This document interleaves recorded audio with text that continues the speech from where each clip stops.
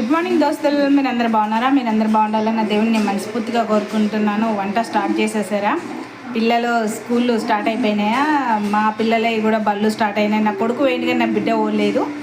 ఇక నేను తొందరగా ఇక క్యారీలు తీసుకొచ్చడం ఇక స్టార్ట్ అయిపోయింది. యుద్ధం స్టార్ట్ అయింది మళ్ళీ మనకు. అందుకని ఇక వంట ఎత్తున్నా. ఈరోజు మీరేం వంట చేసిరో నా కామెంట్స్లో ఎప్పుడు. నేనైతే గోర్జిక్కుడు కొబ్బరి పొడి గోర్జిక్కుడుగాయ కుడక పొడి ఫ్రై చేస్తున్నాను. అది మా అమ్మ చేసేది. నేను ఇప్పుడు అది ఎట్లా చేస్తానో మీరు చూడండి. గోర్జిక్కుడుగాయలు ఇవి కట్ చేసి మంచిగా ఉప్పు పసుపు వేసి ఉడకబెట్టి పెట్టుకున్నాను. కొన్ని ఊళ్ళల్లో మట్టెక్కాయలు అని కూడా అంటారు. మేమైతే గోర్జిక్కుడుగాయలు అని అంటాము. ఒక 2 టమాటా ముక్కలు, ఉల్లిపాయలు, కుడకపొడి మెయిన్ ఇంగ్రీడియంట్ ఇదే అన్నట్టు. ఇది ఒక్కసారి కుడకపొడి వేసి చేయుర్రి, ఫ్రై చేయుర్రి. సూపర్ టేస్ట్ ఉంటుంది. జీలకర్ర, ఆవాలు, ఉప్పు,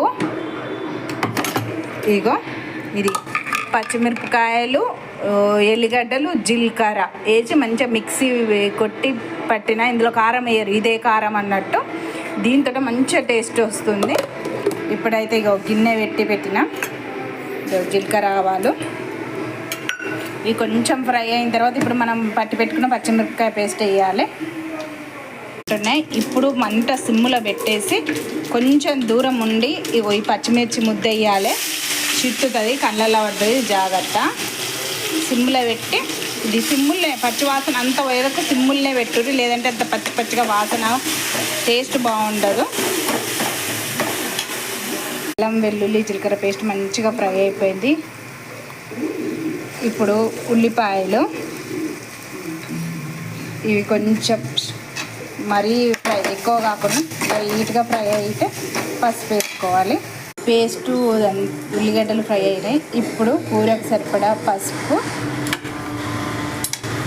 టమాటా వక్కలు వేసి సాల్ట్,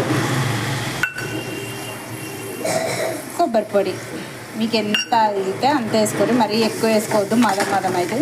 ఇవి మంచిగా టమాటా వక్కలు మగ్గి ఆయిల్ అంతా పైకి వచ్చే వరకు ఫ్రై చేయండి సిమ్లో పెట్టి. మసాలా టమాటా అంతా మంచిగా ఫ్రై అయిపోయింది. ఇప్పుడు మనం ఉడకబెట్టి చల్లార్చుకున్న గోర్చిక్కుడుగా వేసి మసాలా అంతా దీనికి పట్టేలాగా కలిపి సిమ్లో ఫ్రై చేయండి. వేసిన ఈ కొబ్బరి పొడి మసాలా అంతా గోర్చిక్కుడుగాయలకు మంచిగా పట్టింది. ఇప్పుడు ఇక ఫైనల్ కొత్తిమీర వేసేసి దించేస్తే మన కొబ్బరి పొడి గోర్చిక్కుడుగాయ ఫ్రై రెడీ అయిపోతుంది. దీని కాంబినేషన్ లేక పచ్చి పులుసు, ఈ పచ్చి పులుసుతో తింటే సూపర్ అంటే సూపర్ ఉంటుంది. ఈ వీడియో కనుక